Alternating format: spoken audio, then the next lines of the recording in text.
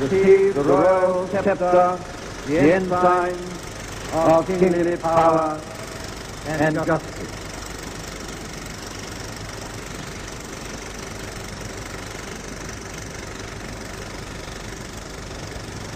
Receive the rod of equity and mercy.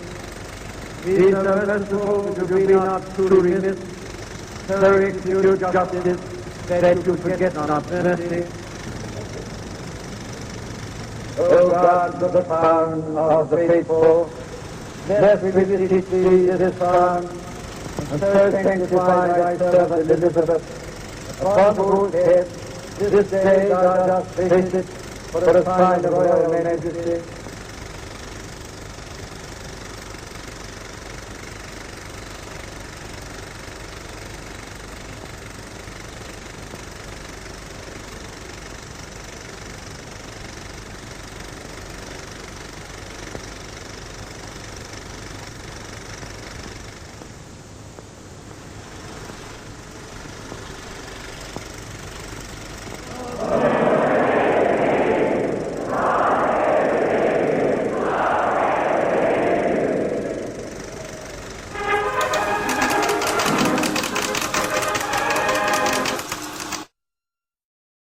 There's lots of symbolism and ritual in royalty. But where does it come from? That's the question.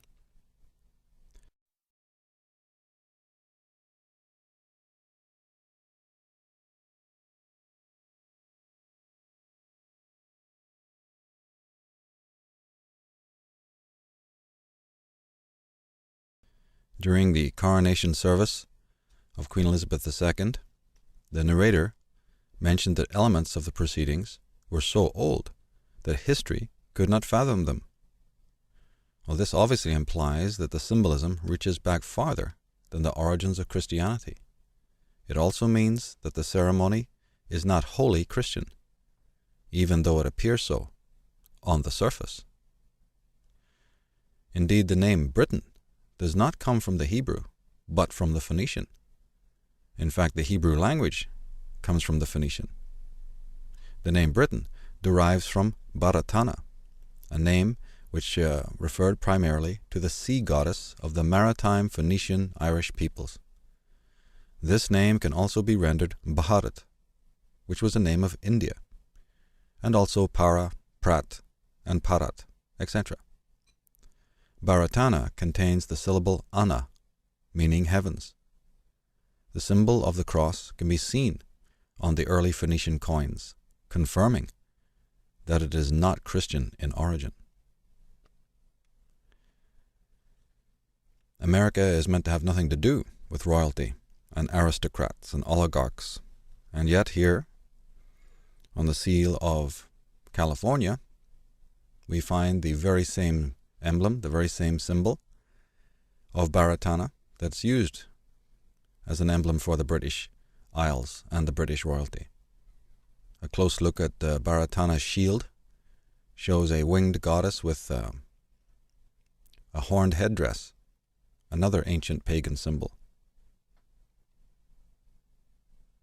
And when it comes to goddesses, we find that Ireland was named after three of them, Eri, Banva, and Fodla.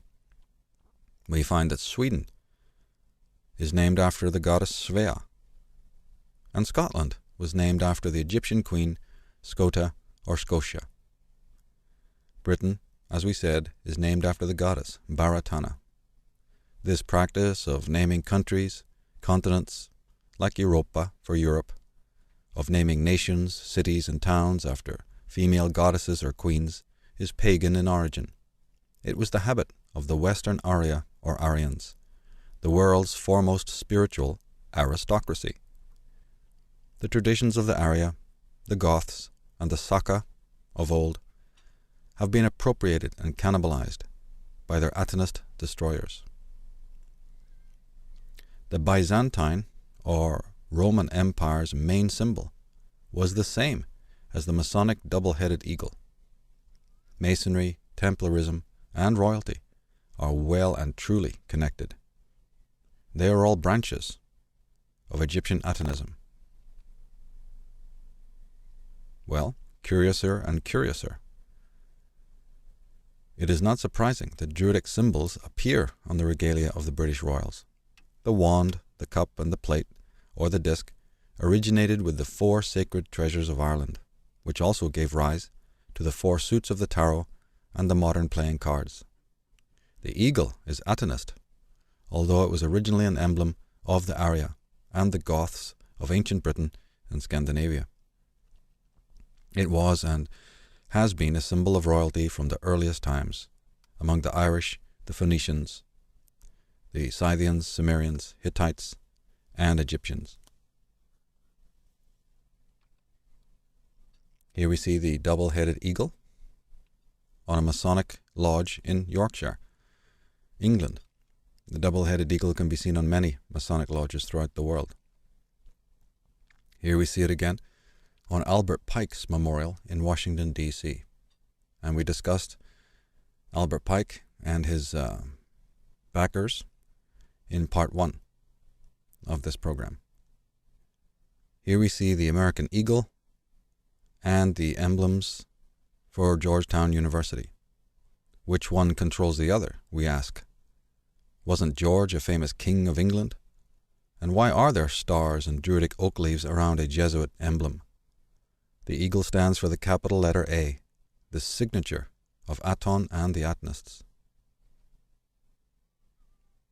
As we saw in part 1, most of the regalia and symbolism of the Freemasons and the Knights Templars and the symbolism of royalty has to do with Egypt. Many Masons wear the compass and rule. They lionize and revere the Egyptian pharaohs, Thutmosis and Akhenaten, and they revere the symbol of the 3, which of course originated with Druidism, but was certainly used to great effect in Egypt. The design of the pyramid, for instance, being based on the harmonies of 3 and 4. And speaking of strange symbols, we might ask why there is a skull and bones symbol on the tunic of a member of the Knights of Columbus. This is a Jesuit Catholic order created in the 1920s, to which many U.S. politicians and public figures belong. In part 1, we traced the history of the skull and bones and its parent orders of Europe. Here we see the lion, which is seen on the heraldry of England. It too is primarily Atonist. The Atonist solar eagle has been used by the United States and the Atonist lion by Britain. The MGM logo, the British East India Company logo, and the Knights Templar emblem, even the flag of Richard I, the so-called Lion Heart, seen there on the bottom right, became the symbol of England. And we note the fact that it's 3 lions, 3 again being the sacred number of Druidry. Above we see Akhenaten, the original king of the Jews, the original Lion of Judea. Now the lion was also considered a protector of sacred places. This included locales, hence the position of the Sphinx in Egypt. The whole of Egypt was sacred, and so the protecting lion is there, presiding over the land. But sacred locales included buildings such as shrines, temples, government buildings, and stately houses. So it's strange that we should find the lion on British heraldry and on the door of number 10 Downing Street. Is there something sacred about this address? We're being told that there is. Here we see, as we did in part 1, the image of the lion discovered at Amarna, the city of Akhenaten. And across the river from Amarna lay Malevi, the city of the Levites. The so-called Levites, Judites, or Israelites, were none other than the notorious Hyksos pharaohs of Lower Egypt. They were not a ragtag bunch of slaves, as generations of lying historians and clergymen have falsely proclaimed. Although it is possible that the Hyksos originated in western climes, they were enemies of the Egyptian Ammonists and the British Druids.